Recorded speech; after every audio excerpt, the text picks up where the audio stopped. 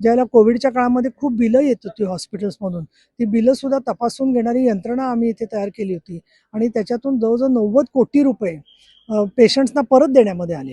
आमच्यासारखे कार्यकर्ते जे आहेत ते सगळ्यांनी एकत्र राहावं, काम चांगलं व्हावं याच हेतूचे आहेत. परंतु ज्या कार्यकर्त्यांनी हे सरकार आणण्यासाठी प्रयत्न केले त्यांना सुद्धा न्याय मिळाला पाहिजे ही आमची भूमिका. सत्ताधारी ते होते आणि आम्ही विरोधी पक्षात होतो, त्यावेळेला सुद्धा ते अनेक वेळेला त्यांच्या भाषण शैलीचा फटका विरोधकांना मिळायचा, पण ते झालं की त्याच्यानंतर प्रत्यक्ष काम अमक्याचं आहे म्हणून करायचं नाही ही त्यांची भूमिका नव्हती. नीलमताई गोरे आपल्या सोबत आहेत. ताई, आज अजितदादांना अखेरचं भावपूर्ण श्रद्धांजली वाहिली.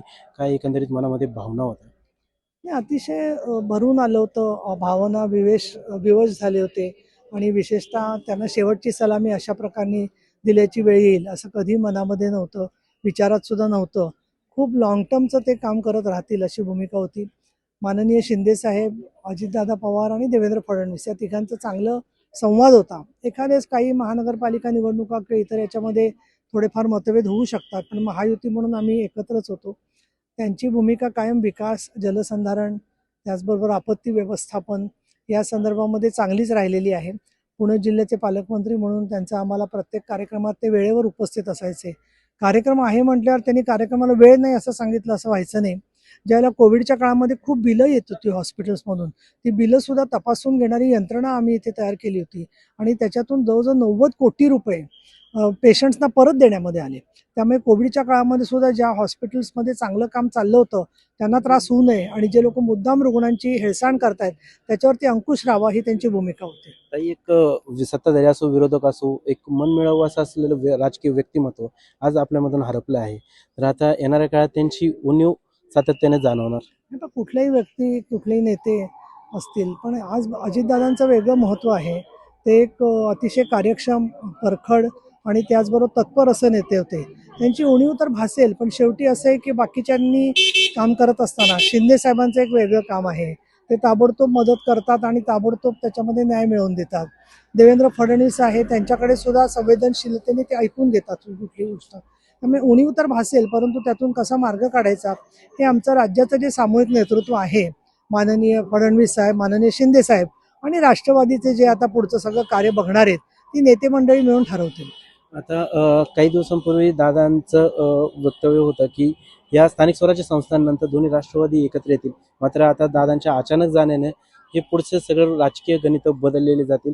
तर शरद पवारांचा पक्ष जर तुमच्या महायुतीमध्ये समाविष्ट त्यांनी इच्छा व्यक्त केली तर येणाऱ्या काळात ते राजकीय समीकरण बदलतील का?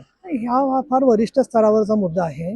अमित शहा, नरेंद्र मोदी, फडणवीस साहेब, एकनाथ शिंदे हे सगळं मिळून यातला विषय चर्चा करू शकतात.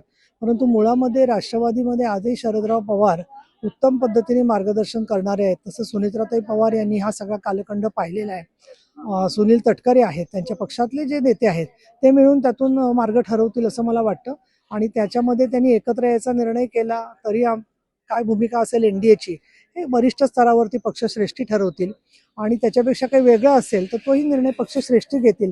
आमच्यासारखे कार्यकर्ते जे आहेत ते सगळ्यांनी एकत्र राहावं, काम चांगलं व्हावं याच हेतूचे आहेत. परंतु ज्या कार्यकर्त्यांनी हे सरकार आणण्यासाठी प्रयत्न केले त्यांना सुद्धा न्याय मिळाला पाहिजे ही आमची भूमिका आहे.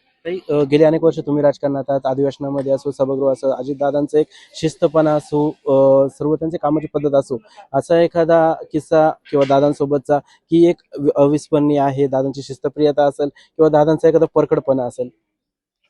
आमच्या बीएससीच्या मीटिंग व्हायच्या, त्या बीएससीच्या एकदा मीटिंगमध्ये अशी चर्चा चालली होती की लक्षवेधी किती घ्याव्यात आणि त्यावेळेला असं झालं की काहींचं म्हणणं होतं की विधानसभेमध्ये 25-25, 30-30 लक्षवेधी होतात, आमच्याकडे 7-8 लक्षवेधी होतात. तेव्हा ते म्हणाले नाही, खरं नियम तसा आहे 3चा, पण ठीक आहे लोकांचे प्रश्न असतात त्याच्यामुळे तुम्ही हे करा, परंतु त्याच्यामध्ये वेळेवरती आम्हाला मिळालं पाहिजे की बाबा कशावरती बोलायचं आहे. आणि मग आम्ही बीएससीमध्ये निर्णय घेतला की रात्री 10च्या आतमध्ये आम्ही संबंधित डिपार्टमेंटला विषय कळवला पाहिजे जेणेकरून लक्षवेधी उत्तर येण्याच्या दृष्टीने प्रयत्न होऊ शकेल. संसदीय वेगवेगळे जे मार्ग आहेत त्याच्यामध्ये अतिशय ते निपुण होते आणि संसदीय मार्गाचा उपयोग करून ते बोलायचे. तसंच आम्ही ज्या सत्ताधारी ते होते आणि आम्ही विरोधी पक्षात होतो त्यावेळेला सुद्धा ते अनेक वेळेला त्यांच्या भाषण शैलीचा फटका विरोधकांना मिळायचा, पण ते झालं की त्याच्यानंतर प्रत्यक्ष काम अमक्याचं आहे म्हणून करायचं नाही ही त्यांची भूमिका नव्हती. नक्की, धन्यवाद ताई लेट्सअप मराठी संवाद साधल्याबद्दल. प्रवीण सुरोसे, लेट्सअप मराठी, बारामती.